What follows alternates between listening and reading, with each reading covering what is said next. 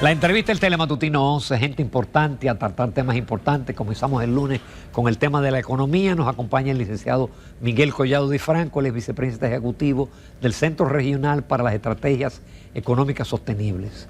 Buenos días, Miguel, muchísimas gracias por aceptar la invitación. Gracias, Ramón, por tenerme de nuevo en tu programa. A mí me encanta siempre arrancar contigo los lunes. Sí, porque los lunes es un día que todavía no hay muchas noticias del fin de semana, entonces se generan informaciones.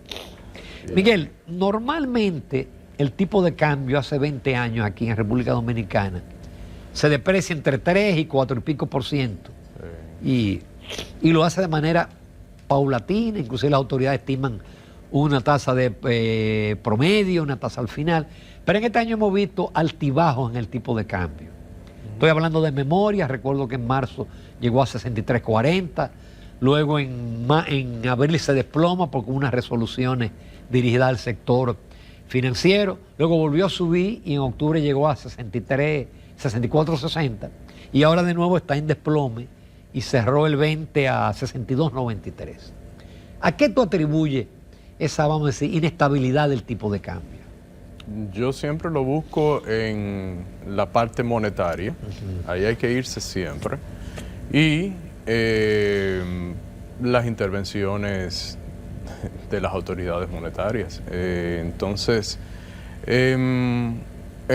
este año ha sido, como tú dices, con muchas fluctuaciones, lo cual no trae para nada estabilidad.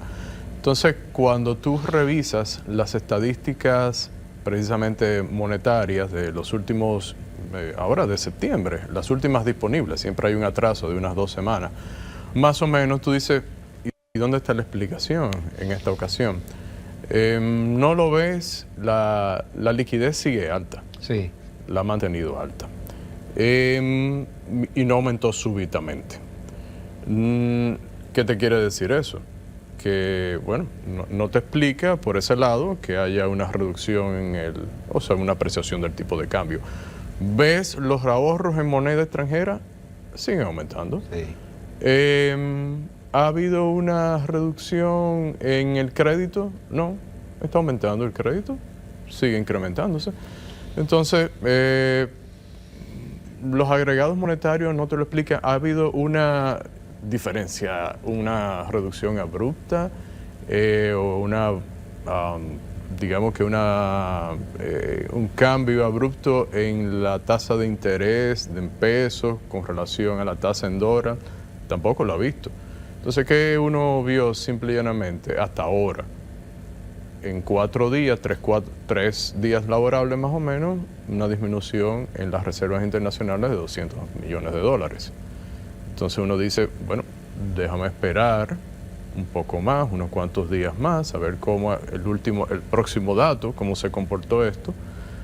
Pero, reitero, es que como tú dices, siempre había un desplazamiento y entonces uno se tiene que poner a analizar, y lo único que uno nota hasta ahora, hasta este momento, que llame la atención es esa reducción en las reservas internacionales netas. A pesar del ingreso de los 1.500 millones de dólares de bonos soberanos que fueron... No, a pesar no, y perdona que te corrija, por eso mismo, porque eso le da oportunidad a las autoridades. El tipo de cambio siempre ha sido una variable que tiene un matiz político. Sí. Siempre lo ha tenido. Entonces, a uno le preocupa que ahora, aunque no se diga, uno perciba que se quiere, cuando empieza en la opinión pública a hablarse de la depreciación del tipo de cambio del peso con relación al dólar, bueno, pues que esto haga ruido y las autoridades estén entonces jugando a mantenerlo, apreciarlo, y eso preocupa, porque en realidad lo que se necesita es un horizonte temporal. Como tú decías, estamos acostumbrados a través de la comunicación que hacían las mismas autoridades con el panorama macroeconómico. Y tú decías, el próximo año dicen en el panorama macroeconómico que va a ser una depreciación de 3-4%. Bueno, pues tú decías, yo no sé cuál va a ser el tipo de cambio, pero me voy a guiar por lo menos de esa depreciación. Entonces, eso se ha perdido, como tú bien dices, y es algo que deberíamos recuperar. Esa comunicación de hacia dónde va, ¿se va a dejar flotar? ¿Va a haber intervenciones? Bueno, porque los agentes estén enterados entonces. Pero hay gente que te dicen, yo voy a comprar X cantidad de dólares a un banco y no me la venden. O a un intermediario financiero, el que sea. Entonces, el mercado, aunque el Fondo Monetario en su comunicado diga que no hay intervenciones, la realidad te dice, aparenta indicarte que hay un comportamiento de ese tipo. Y reitero, es una variable política que debería dejarse en manos de las autoridades porque monetarias. se acostumbra que aquí lo que tenemos es una flotación sucia, como dicen. Es decir, que hay una flotación, pero realmente hay una intervención. En realidad hay una intervención. En pocos, no en muchos países hay una intervención totalmente limpia, pero vamos a entonces, si va a ser una intervención, si va a ser una flotación de verdad, bueno, pues que se manden las señales en realidad y de que se comunique de que eso va a ser así y nos acostumbremos, pero es que no lo vemos que sea una flotación totalmente limpia. Porque lo que no cuadre con los datos del gobierno de que van a entrar 46.000 millones de dólares, que todo el sector externo está funcionando, rompiendo récords de ingresos. Pero vamos a analizar con calma. Esos 46.000 millones, ¿entran esos 46.000 millones? No. Una cosa es contabilidad y otra es flujo.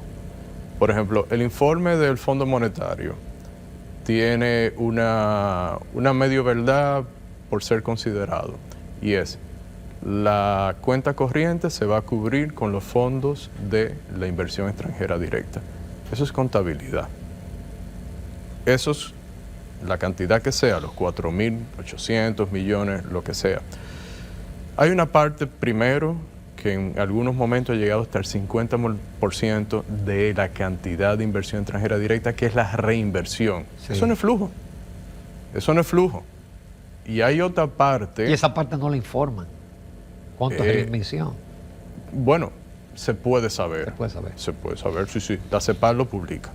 La CEPAL tú lo puedes publicar, o tú se lo pides a las autoridades directamente y te lo tienen que dar. Pero la CEPAL lo publica y de ahí nosotros lo sacamos y lo hemos publicado recientemente en nuestra página. Entonces es dinero que se produjo en el país y que lo reinvirtieron. Y lo reinvirtieron, pero eso no es flujo. No. Entonces, hay que decirlo así claramente para que la gente entienda. Contablemente, en la balanza de pago, pues sí, tú los registras, pero como flujo, que es como debería analizar cualquier analista, o sea, olvídate, cash is king, dicen los gringos. O sea, efectivamente. Entonces te pongo el ejemplo de la inversión extranjera directa por un argumento que destaca mucho el Fondo Monetario en estos días, de que se va a cubrir el déficit de cuenta corriente con el dinero de la inversión extranjera directa.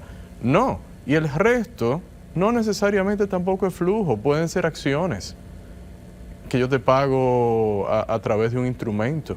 O sea que tampoco es flujo de efectivo. Entonces, de esos 46.000 millones que tú dices, si así nos ponemos a descontar zona franca, turismo, ya hablamos de inversión extranjera directa, etcétera, etcétera, etcétera, ¿cuánto entra efectivamente al país? Sí, porque los dólares de la zona franca no entran al país. Ni todos los del turismo tampoco. Ni todos los del turismo. Y eso lo sabe todo el mundo. Pero eso no es algo oculto. Miguel, la misma inversión extranjera está lo que se llama la renta de la inversión, es decir, el dinero que las empresas también envían al exterior. Y eso hay que restarlo, el flujo.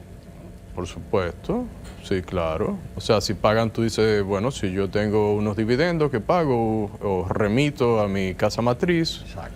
Sí, claro. Eso es parte del flujo que debería considerarse. Entonces tú deberías tener un neto de cuánto fue el flujo, no contablemente, porque contablemente nos estamos engañando. Los analistas de verdad en Estados Unidos no analizan la bolsa de valores a partir de lo que dicen las ganancias, sino ir contando el flujo que van a tener las empresas, el flujo de efectivo esperado, que eso es lo que podría ir al bolsillo de los inversionistas. Entonces, quien lo hace contablemente se está engañando. Entonces, Yo con eso termino el comentario de los 46.000 millones. Otra cosa, hemos visto, Miguel, que sí la tasa pasiva está bajando. Sí. Pero la activa no tanto, la activa poca cosa. Entonces, no hay un riesgo de que ya yo veo certificado que el promedio anda por 6, por 7%, es decir, frente a inversionistas en cartera o el inversionista dominicano sofisticado, no es un riesgo que haya una tasa pasiva muy baja frente a los intereses en los Estados Unidos. Pero vamos a ver, ¿cuáles son los intereses en Estados Unidos los más sofisticados, tú dices, de irse a... Exacto, comprar, por ejemplo, bonos del Tesoro a 10 años. Bono del Tesoro a 10 años, a 4.11, 4.12 ahora mismo. Sí. Es una posibilidad, pero con una depreciación de tipo de cambio, ¿de cuánto yo podría tener? Es difícil porque en algún momento era 7 o 5. Es una posibilidad y de eso te hablan algunos economistas, pero yo estoy viendo a corto plazo, la curva en Estados Unidos ahora mismo, cuando tú la ves de corto y de largo plazo, no hay mucha diferencia. Y lo que yo lo que analizo es los títulos de letras en Estados Unidos comparado con las tasas que se están ofreciendo aquí. Hay mucha diferencia. Yo estoy viendo tal vez un punto porcentual. Entonces, ¿me voy a mover hacia Estados Unidos? No sé, es una posibilidad. Yo no lo estoy viendo. Por la depreciación y el riesgo país. Sí, está bien, es una posibilidad. Pero yo lo veo más desde el punto de vista monetario localmente, definitivamente. Esa depreciación o apreciación. Pero sí, como tú me dices... Como tú señalas, han aumentado los depósitos en dólares, pero también los préstamos en dólares han aumentado casi a la velocidad que los préstamos en pesos. Pero el comentario que tú trajiste a la mesa fue las fluctuaciones. Entonces, si hay fluctuaciones de apreciación y de depreciación brusca, ¿es por la salida y entrada de capitales? No. Entonces hay otra explicación. O sea, si tú me dices en el tiempo se perciben salidas, yo podría aceptar esa explicación, pero a mí no me cuadra para nada, de verdad. Y lo oigo mucho diciendo ese argumento, pero yo lo veo aquí por razones monetarias o por posibles intervenciones de las autoridades en el mercado. Lo que tú decías, no es una flotación limpia. Miguel, nos vamos a una pausa comercial, con tu permiso y los amables televidentes, porque todavía nos quedan muchos temas de interés con Miguel Collado Di Franco.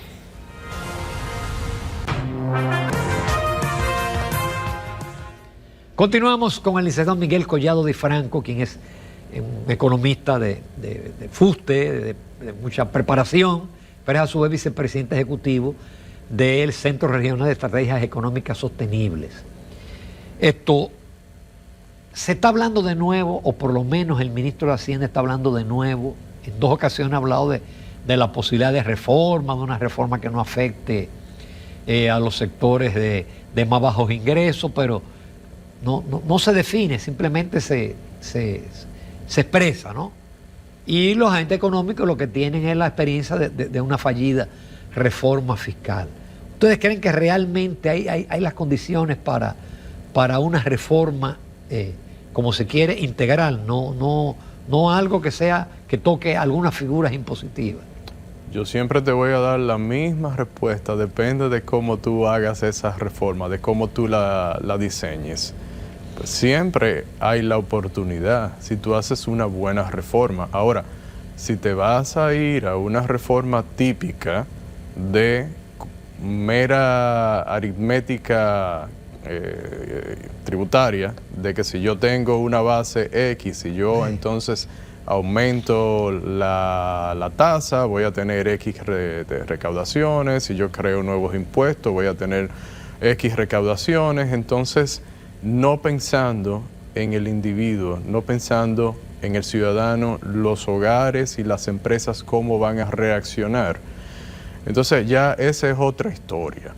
Y si te vas a llevar de los organismos internacionales, como se ha hecho en Colombia, yo siempre me gusta poner el ejemplo de Colombia, reforma en el 2021, 22, intento de reforma en el 24, pero hubo que postergarlas ahora al 25, apadrinada ¿por quién?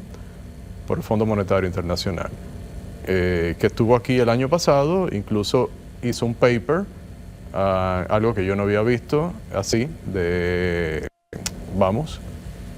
digamos que apoyando un tipo de reforma particular. Se pueden hacer las reformas, es mi respuesta, pero ¿cómo tú la haces?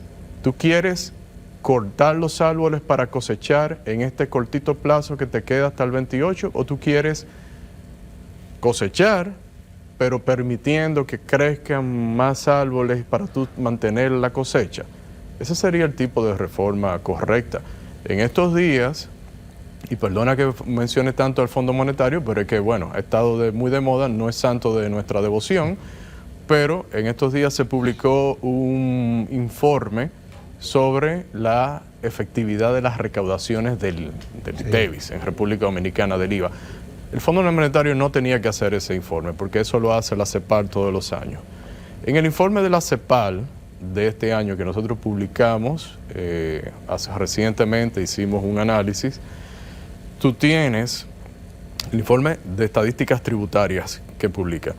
Tú te vas a los países de Centroamérica y lo comparas con República Dominicana. ¿Cuál es el más eficiente en términos de recaudaciones? De lo que recauda versus la base potencial. El Salvador, ¿qué tasa tiene? 13. Nosotros tenemos 18. ¿Cuáles vienen después? Entre otros, Costa Rica y Guatemala, que tienen tasa, Guatemala 12, Costa Rica de 13, son más eficientes que nosotros. Nosotros tenemos la tasa más alta. Tenemos 2, que es una distorsión. Tenemos 18 y somos los más ineficientes en términos de recaudaciones. Entonces, ampliemos las bases con tasas más bajas. Si por ahí vendría una reforma en términos de impuestos como el que acabo de mencionar y los selectivos, que son muy importantes, tanto el ITEVIS o IVA como los selectivos, pero obviamente el impuesto sobre las rentas. Ramón, República Dominicana, en una muestra de PricewaterhouseCoopers, en su estudio que hace a nivel internacional de la situación tributaria en la mayoría de las jurisdicciones del mundo, de 164 jurisdicciones, hay 111 que tienen una tasa de impuestos sobre las rentas a las empresas más baja que República Dominicana.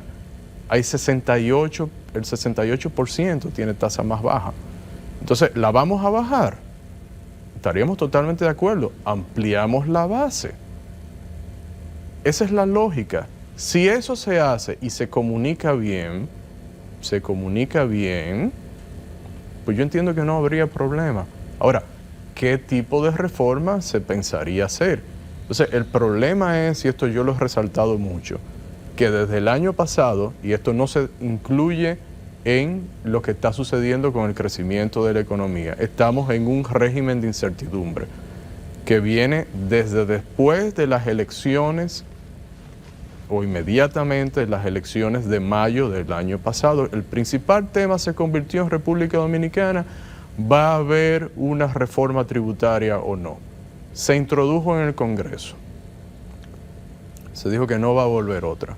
Pero como tú muy bien dices, la comunicación en estos momentos es de que eventualmente va a volver el tema, pero no sabemos cuándo, ni en qué términos. Y eso es lo que he estado tratando de explicar. Si son en estos términos o en unos términos racionales. Entonces, eso te crea incertidumbre.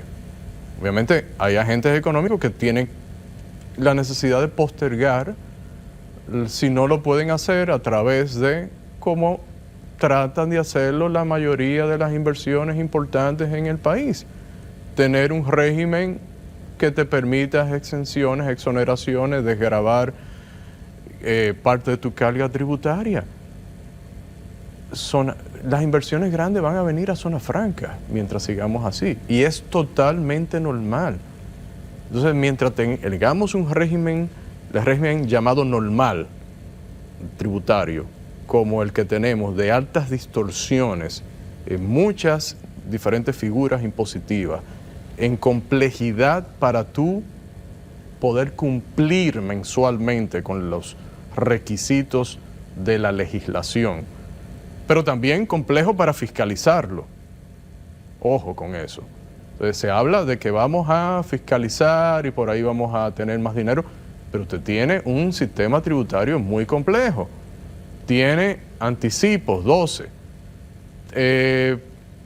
Cuando tú te pones a ver, si no es por ahí que viene la reforma, entonces vamos a estarnos, perdona la expresión, pero volviendo a dispararnos una bala en el pie.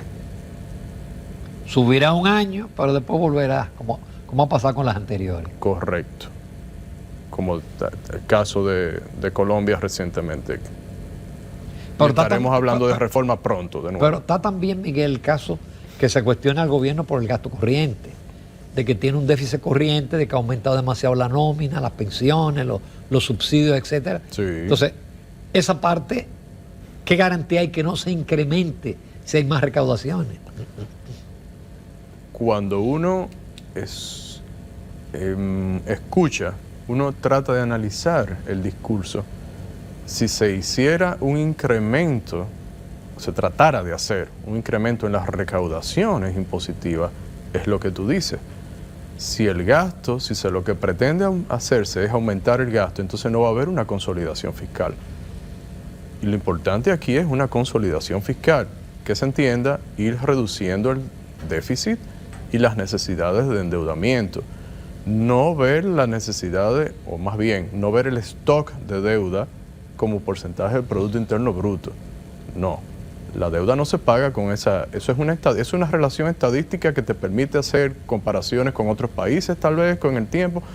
Lo importante aquí es que una quinta parte, poco más del 20% del gasto, se va a intereses. Eso representa alrededor del 28% casi de los ingresos tributarios para este año. Entonces, eso es lo relevante, lo que tú acabas de decir. Se va a controlar el gasto, porque no estamos en nada. Lo que necesitamos es una consolidación fiscal, pero ojo, lo primero que se necesita en este país son reformas que nos lleven de verdad a un clima competitivo. Y si tú vas a hacer un sistema tributario que no te lleve en esa dirección, simplemente para tratar de recaudar, pues no vamos a estar en nada.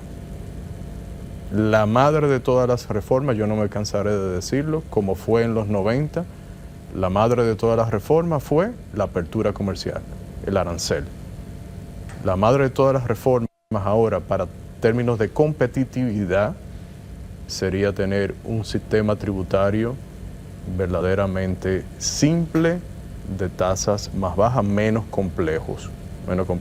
Y eso permitiría recaudar más. Entonces, si no nos vamos en esa dirección, pues le vamos a hacer daño a la economía y en 2 años estaremos hablando de que hace falta otra reforma tributaria. Pero hay otra reforma, inclusive hasta el fondo la sugiere, que es la laboral. Pero lamentablemente lo que salió del Congreso fue un proyecto maquillado con uno que otro cambio, pero la parte realmente que estimule la productividad y que estimule al empresario a contratar nuevos trabajadores, eso no se tocó.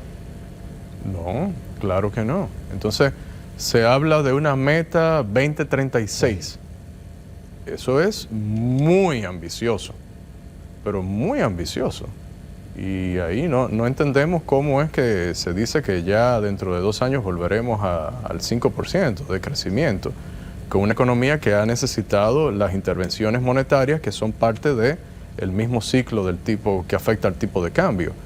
Y ahora más intervención en el tema del gasto público en inversiones, en construcción, no me gusta llamarlo inversiones. Entonces, hacen falta reformas conscientes, bien hechas, bien diseñadas, que tengan en cuenta la competitividad, que no es más, vamos, tú tener tu conjunto de instituciones, de leyes, de normas que te permitan ser más productivo. Eso es competitividad. ¿Tú sabes qué me preocupa a mí ahora? Que yo estuve viendo en estos días el índice de calidad sí, creo que le llaman de calidad, de clima empresarial, perdona, que prepara la IRD. En este año el indicador alcanzó un valor que no se veía desde el último trimestre de 2020. Creo que 55, algo así. Desde el último trimestre del 2020. Y uno de los principales, hay muchos elementos ahí hay que discutir. Y vuelvo al tema tributario. Uno de los principales elementos es la tributación en República Dominicana. Entonces la vamos a hacer más compleja. No vamos a hacer las reformas como debemos hacerlo, que tú pones muy bien, traes a la mesa el tema de la reforma laboral. Entonces las otras reformas, la educativa, que está pendiente. Vamos a despolitizar el sistema educativo por fin. Vamos a hacer lo mismo con el sistema eléctrico. Son muchas cosas pendientes a las cuales no se le está poniendo la mano. Entonces el tiempo pasa y el ministro de Hacienda dijo algo que nos lo ahorra decirlo a nosotros. Vamos a esperar que venga, antes de que venga una crisis hay que hacer reformas. Y eso está muy bien dicho. Sí, dicho por el ministro de Hacienda, es un metamensaje. Es un mensaje muy claro. Nosotros lo hemos dicho. Pero le pega más a una autoridad, tal vez, que a nosotros. Claro. Entonces hay que pensarlo como país hacia dónde vamos. De verdad. Sí, esto es serio. Ustedes son partidarios, Miguel, de que los estímulos monetarios y fiscales no son lo normal y correcto para que una economía crezca. Pero es que si fuera así, todas las economías fueran ricas. Sí. Churchill dijo, bueno, si tratar de progresar a través de los impuestos y el gasto público es como una persona que esté metida en una cubeta y esté tratando de levantarse por el asa. Nunca lo va a lograr. O sea, eso en el corto plazo, de acuerdo a la economía, la ortodoxia, tiene un efecto, pero eso no es desarrollo. Eso no es creación. ¿Qué es desarrollo de verdad? Crecimiento económico, pues no es más que la creación de bienes y servicios valorados por los consumidores nacionales o internacionales. Los países así es que crecen. No crecen porque un banco central gaste, o más bien ponga a disposición del público más dinero y baje las tasas de interés artificialmente. Las tasas de interés, ¿por qué bajan? Por el ahorro previo. O sea, hay mayor cantidad de fondos prestables porque la gente sacrificó, dijo, o postergó consumo presente hacia el futuro. Y las empresas que leen que en el futuro los consumidores van a consumir más, entonces yo voy a invertir y voy a fabricar aquellas cosas que se van a consumir en el futuro. Esa es la dinámica por la cual hemos atravesado el progreso económico. Claro, hay elementos, como ahora se le dio Nobel a uno de los mejores del trío, que dijo algo que ya otros lo habían dicho. Por ejemplo, ahí está Deirdre McCloskey, que tiene 3 libros fantásticos de cómo en el siglo XVIII, XIX, pues se crearon las condiciones para que esto surgiera. Y tú ves los países que empezaron a desarrollarse más, fueron los que tuvieron las mejores instituciones a eso es que me trato de referir, y acumularon más capital. Y eso es lo que República Dominicana quiere, necesita. Y si República Dominicana no puede generar ese ahorro, ese capital, la innovación, pues fácil crear las condiciones, digo yo que es fácil si se tiene la intención, para que vengan entonces quienes tengan ese capital y esa innovación y se establezcan aquí con un país que ya tiene una de las tasas más bajas ahora mismo de arancelaria hacia Estados Unidos, que está muy cerca de Estados Unidos geográficamente, que tiene estabilidad, es cierto, y eso es buenísimo. Entonces, por ahí es que viene el crecimiento económico y el desarrollo, de verdad. ¿Tú crees difícil de que volver a un potencial de 5? Y si realmente la economía dominicana mantiene ese crecimiento potencial de 5. Yo creo que es optimista, a menos que se hagan reformas, reitero. O sea, usted lo puede forzar, Sí. lo podemos forzar, como en el 24 crecimos más, claro, veníamos de un crecimiento más bajo del 23, del año 2023, es posible que ahora en el 26, por el poco crecimiento precisamente de este año, bueno, pues ese efecto te lleve a un crecimiento mayor, pero entonces, mientras tú no tengas, Exacto. o sea, si abandonas la política expansiva en términos crediticios y entonces del gasto, pues no estás creando el potencial. El potencial se crea en base a fundamentos. Es lo que yo veo. Miguel, como siempre, muy agradecido. Gracias Hemos a abordado ti. todos los temas y como siempre en la Diana. Muchas gracias. Gracias. Gracias. Nos vamos a comercial, amables televidentes. Continuamos. Nos vemos en la recta final del Telematutino 11.